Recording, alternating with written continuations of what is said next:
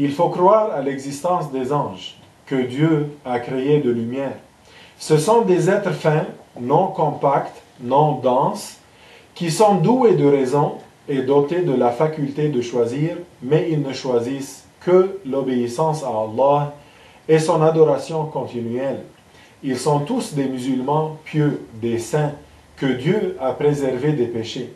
Ainsi, ils exécutent en toute obéissance les ordres de Allah sans jamais lui désobéir. Ils ne mangent pas et ne boivent pas. Ils ne dorment pas. Ils ne se fatiguent pas. Ils ne se marient pas. Ils ne se reproduisent pas. Ils ne sont ni mâles ni femelles. Ils sont de degrés et de grades différents. Le meilleur de tous est Jibril, Gabriel, qui, sur ordre de Dieu, transmit la révélation au prophète. Il est aussi appelé le Saint-Esprit, mais n'est pas un associé de Dieu comme certains l'ont considéré à tort.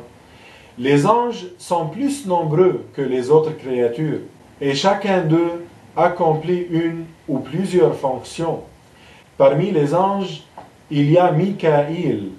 Mikaïl s'occupe de la pluie et de la végétation. Il y a aussi Israfil. Il y a aussi les porteurs du trône, au nombre de 4 dans cette vie, seront 8 dans l'au-delà.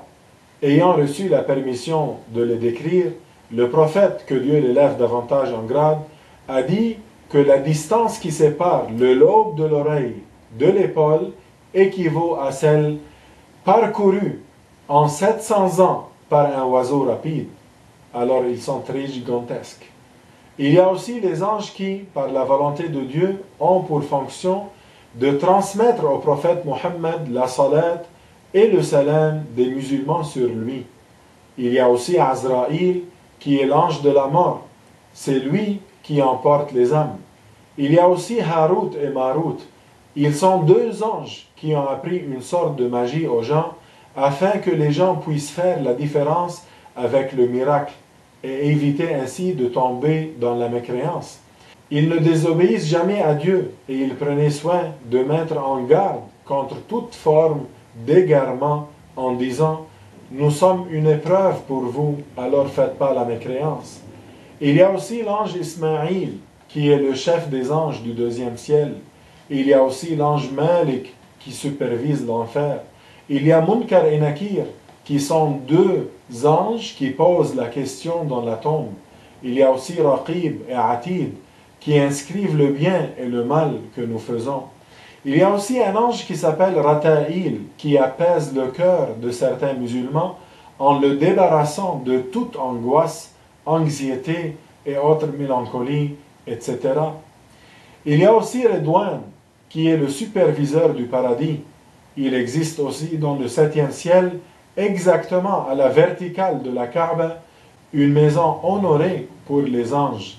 Cette maison est appelée la demeure peuplée, appelée en arabe Al-Baytul Ma'mour.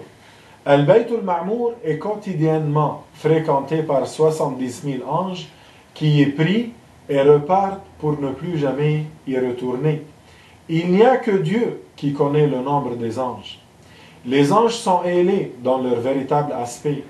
Cependant, ils apparaissent à certains êtres humains agréés par Allah, comme les prophètes et les saints, généralement sous les traits d'un jeune et bel homme, sans les organes génitaux. Ils ne prennent jamais l'aspect d'une femme, contrairement à ce qu'on voit peint dans certains tableaux.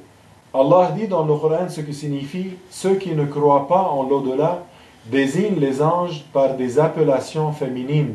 Surat An-Najm, le verset numéro 27. Voilà mes propos. Walhamdulillahi Rabbil Alamin.